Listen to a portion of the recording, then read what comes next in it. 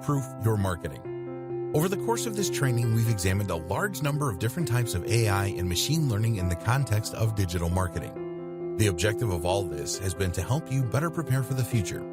You know that you should start collecting as much data as possible right now, that you need to add schema markups to your site, that you should be using LSI, that you could benefit from a chatbot.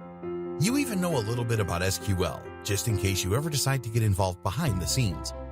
But in all likelihood, all of this is going to change a lot more before it enters the scene, and we can't really anticipate just how its impact will be felt. There are huge waves making their way through internet marketing, and the power of AI can't really be understated. Imagine, for instance, what will happen once AI that can write high-quality content becomes commonplace and commercially available. This technology already exists. AI that can write nearly as well as a human. But when it is allowed to cut loose on the web, it could potentially flood the internet with new enough content to double or triple its size in a matter of days. How will we know what's written by a human and what's not?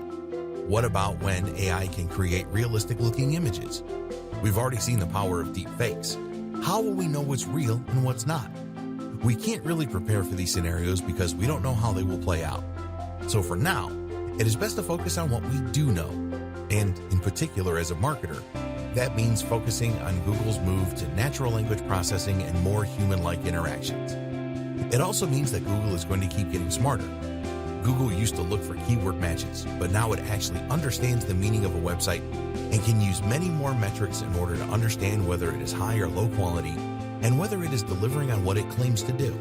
In fact, Google likely has the potential to become the most powerful AI on the planet, owing to the huge amount of information it has access to and the huge resources that the company pour into it. This makes it increasingly difficult to game the system or to try and trick Google.